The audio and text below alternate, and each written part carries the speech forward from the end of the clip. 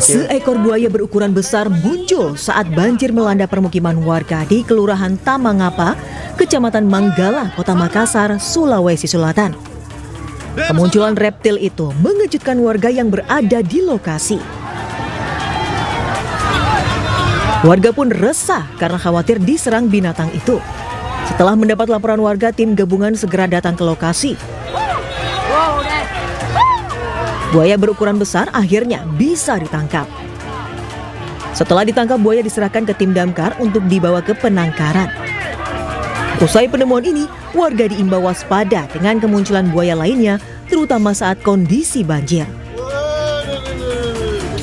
Dari Kota Makassar, Sulawesi Selatan, Muhammad Turbone, iNews melaporkan. Pemirsa, kita awali informasi pagi hari ini, 3 pelaku pencurian modus ganjal ATM digulung polisi di kawasan Tangerang, Banten.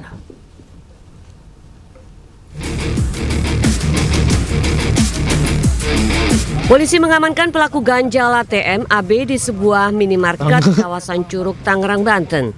Tak lama berselang, polisi kembali mengamankan 2 rekannya, AA dan DS. Sebelumnya, para pelaku sempat memperdaya seorang wanita di sebuah gerai ATM kawasan Bojonggede, Bogor, Jawa Barat. Aksi kejahatan bermula saat korban hendak mengambil uang tunai di mesin ATM yang terlebih dahulu diganjal salah satu pelaku dengan tusuk gigi. Karena kartu ATM korban tak dapat diproses, salah satu pelaku berpura-pura membantu korban dan langsung menukar kartu ATM milik korban dengan kartu ATM palsu. Di saat yang bersamaan, satu pelaku lain juga mengintip nomor PIN korban. Akibat kejadian ini, korban kehilangan uang senilai 55 juta rupiah. Uang korban sudah hilang dengan jumlah 55 juta rupiah. Kami menghimbau kepada warga untuk berhati-hati apabila menemukan orang tidak dikenal yang mencoba membantu pada saat kita berada di mesin ATM. Selain para pelaku, polisi menyita barang bukti puluhan kartu ATM, 3 ponsel, 1 gergaji besi, 1 gunting, 20 tusuk gigi yang telah dibakar dan beberapa barang bukti lainnya. Dari Jakarta, Rizky Falufi, iNews melaporkan. Pemirsa, seorang istri yang menderita stroke di Brebes, Jawa Tengah dianiaya oleh suaminya. Pasca peristiwa tersebut, salah seorang anak melaporkan ayah kandungnya ke polisi.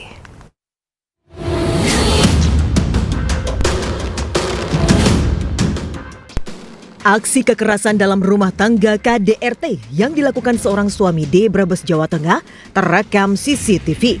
Pelaku menendang dan memukuli istrinya yang menderita stroke. Akibatnya korban berinisial LS, 55 tahun, warga desa Pejagan, Kecamatan Tanjung, kini harus menjalani perawatan di Rumah Sakit Mutiara Tanjung, Brebes. Anak korban yang didampingi Ormas Pemuda Batak Bersatu mendatangi Mapolres Brebes untuk melaporkan ayah kandungnya MS dan kakak pertamanya BS yang ikut melakukan kekerasan terhadap ibunya. Dugaan sementara motif penganiayaan karena permasalahan rumah tangga. Jadi kejadian itu berulang-ulang terus. Ya sudah bisa dibilang hampir tiap hari itu sering dipukulin. Sejak tahun berapa itu? 3 tahun. Jalan 3 tahun. Kini anak korban berharap ayah dan kakak kandungnya bisa diproses sesuai hukum yang berlaku. Apalagi penganiayaan yang dialami ibunya sudah terjadi sejak 3 tahun lalu. Dari Brebes, Jawa Tengah, Yunibar, iNews melaporkan. Pemirsa, belasan siswa SMK Negeri 1 Lubuk Sikaping Maksud Kabi di Kabupaten Pasaban dievakuasi ke Rumah Sakit Tuanku Imam Poncol. Diduga akibat keracunan makanan kantin sekolah. Pemirsa, tercatat ada 12 siswa yang mendapat penanganan medis karena menderita sejumlah gejala keracunan berupa pusing, mual, hingga muntah-muntah. Gejala tersebut dirasakan para siswa usai mengkonsumsi nasi goreng, tahu dan tempe yang dibeli di kantin sekolah. Setelah diberi obat dan diobservasi hingga 2 jam, para siswa dijatakan bisa menjalani rawat jalan. Sementara itu, Dinas Kesehatan Kabupaten Pasaman langsung memeriksa sampel makanan di laboratorium guna memastikan penyebab dugaan keracunan. Perut muntahnya rata-rata di atas 5 kali. Penanganannya kita periksa, terus kita suntik atau injeksikan obat. Dari hasil pemeriksaan untuk sementara masih diobservasi, belum ada rencana untuk. Pemirsa, seorang pasien BPJS Kesehatan di Rumah Sakit Siloam Bangka Tengah, Bangka Belitung meninggal dunia. Diduga akibat ditelantarkan pihak rumah sakit saat tengah dalam kondisi kritis. Keluarga pasien yang tak terima dengan kejadian tersebut mengecam dan memviralkan rumah sakit di media sosial. Mau tahu, kecuali mama saya ditanganin dari tadi pagi, oke, nggak apa-apa. Tapi mereka bilang penuh, itu yang bikin saya sakit hati, Pak. Itu yang bikin saya sakit hati, tau nggak? Ternyata ini kosong dari kemarin, tau nggak? Tini, warga Bangka Belitung, mengamuk di Rumah Sakit Siloam Bangka Tengah setelah mengetahui ibunya yang dirawat meninggal dunia. Yang bilang ruang ICU penuh tadi siapa? Padahal ICU itu kosong tadi pagi, tau nggak?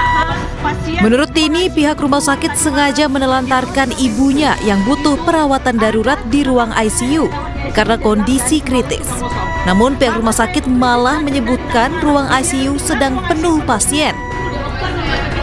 Korban sebelumnya menjalani operasi untuk amputasi kaki. Setelah beberapa waktu korban mengalami nyeri dan gatal-gatal. Sebelum akhirnya kondisi korban mulai drop, dinyatakan kritis hingga meninggal dunia. Mama saya ini kritis tuh dari subuh, saya bilang. Dari pagi dokter udah nyaranin masuk ruang ICU, saya bilang gitu. Tapi kenapa dibilang penuh? Jam 1 pun saya masih nuntut di atas minta ruang ICU, kalian masih bilang penuh, saya bilang gitu. Kalau ada apa-apa sama mama saya bilang gitu. Saya tuntut kalian semua, saya bilang. Saya viralin kalian semua, saya bilang gitu. Harusnya mama saya ditanganin dari pagi loh, saya bilang. Ruang ICU ini kosong dari malam, saya bilang gitu. Kenapa kalian masih bilang penuh? Pihak keluarga sudah melaporkan kejadian ini ke BPJS Kesehatan Cabang Pangkal Pinang. Pihak BPJS akan mengambil langkah tegas hingga ancaman terberat, yaitu pemutusan kerjasama. Berdasarkan keterangan-keterangan ini tentu nanti kita akan menyimpulkan apakah memang terjadi maladministrasi dan bahkan mungkin mal lainnya, mal praktek dan lain-lain gitu dalam kasus ini.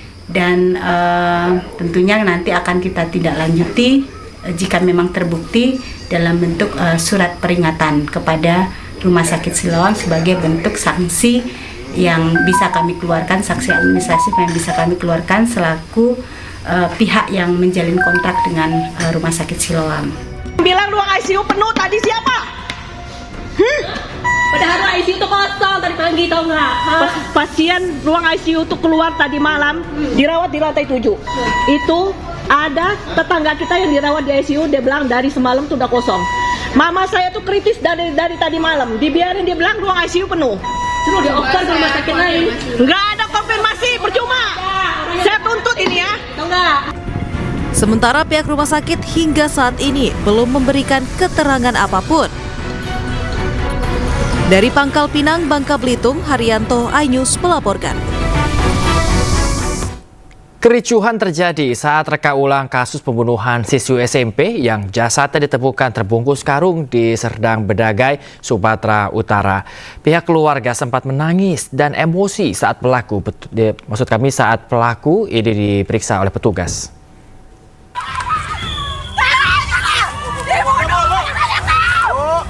Sadar, Bu.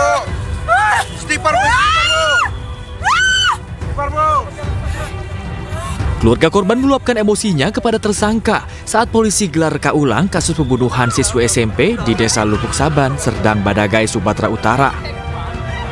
Keluarga tak terima dengan perbuatan keji tersangka yang menghabisi nyawa korban dan memasukkan jenazahnya ke dalam karung. Dalam reka ulang itu, 20 adegan diperagakan tersangka mulai dari merampok sepeda motor, melecehkan korban, hingga membunuh dan membungkus jasadnya dalam karung. Peristiwa keji itu terjadi hanya sekitar 100 meter dari rumah korban. Pihak kejaksaan, penasihat hukum korban dan pelaku sepakat reka adegan yang mereka lakukan telah memenuhi semua unsur pidana yang dilakukan pelaku. Sementara ibu korban mengaku tidak puas dengan keterangan tersangka. Gak ada benda tumpul, sementara ini kan luka. Pastinya kan dia dipukul. Awal pertama kan waktu di TV itu dibilang dia dipukul ini, dirilis kemarin. Dipukul, dicekik. Sementara itu diulang lagi kita cuma dicekik. Kan nggak masuk di akal. Reka ulang kasus pembunuhan ini berlangsung dengan pengamanan ketat polisi dari Polres Serdang Bedagai Brimopolda Sumatera Utara. Dari Serdang Bedagai Sumatera Utara, Wahyu iNews melaporkan. Pemirsa, puluhan warga Tanoponggol terlibat kericuhan dengan aparat dalam eksekusi lahan.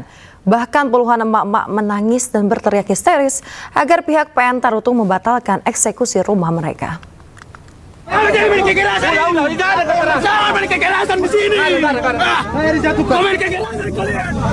Sabar, udah ada kesepakatan. Berbicara, sabar. Sabar. Ini rumahnya. Sabar lagi. Puluhan warga Tanoponggol menolak penggusuran, berupaya mengadang aparat gabungan dan alat berat yang akan merobohkan rumah mereka. Bentrok pun tak terhindarkan.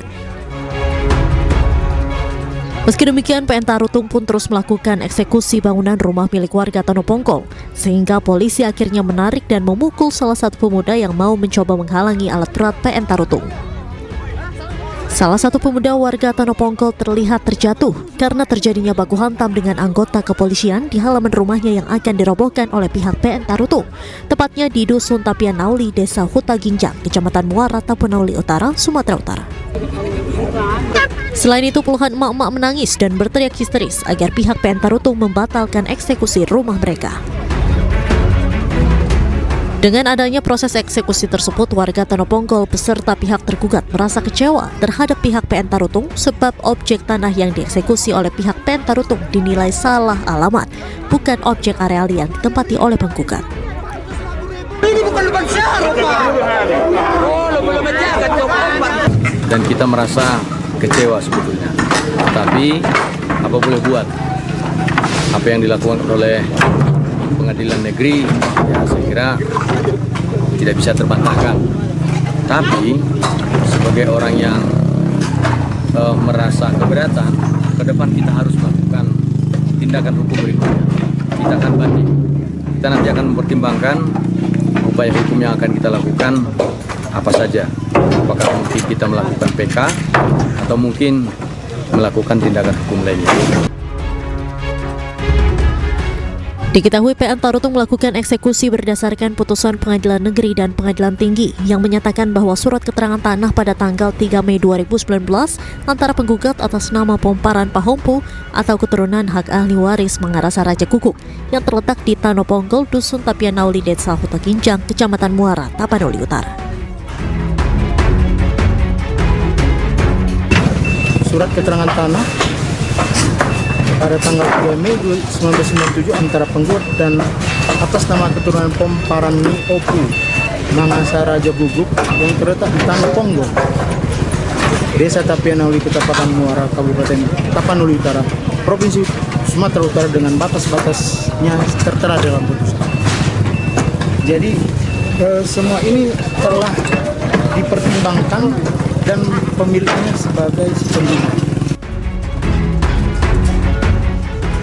Tak hanya rumah-rumah warga, kebun kopi yang menjadi lokasi mata pencarian warga setempat juga turut dieksekusi. Dari Kabupaten Tapanuli Utara, Aris Fernando Manalu, iNews melaporkan.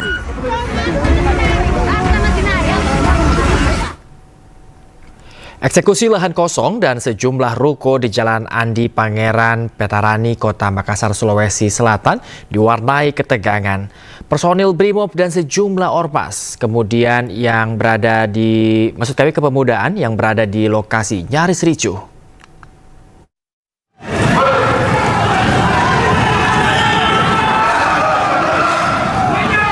Eksekusi lahan sempat diwarnai ketegangan antara polisi dan massa aksi. Massa berusaha memblokade jalannya eksekusi dan membakar ban.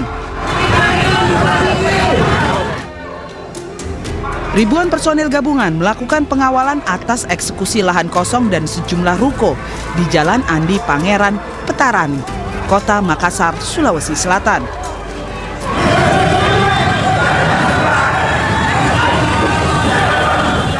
Ketegangan dengan personil Brimob terjadi mengingat banyaknya ormas kepemudaan yang berjaga di sekitar ruko yang akan dieksekusi.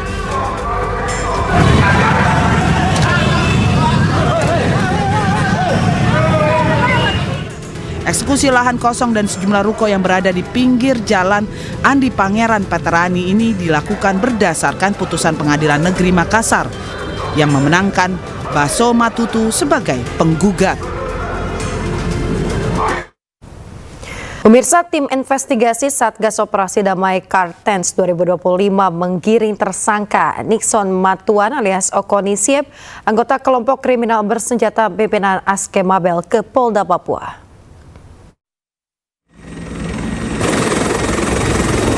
Pemirsa, proses pemindahan tersangka dimulai pada Kamis pagi pada pukul 8.15 waktu Indonesia Timur dari posko Satgas Operasi Damai Kartens 2025 menuju Bandara El Elim. Dari bandara tersebut, anggota KKB Nixon Matuan alias Okoni Siep didampingi tim investigasi Operasi Damai Kartens 2025 berangkat menuju Bandara Jayapura, Papua dengan menggunakan helikopter.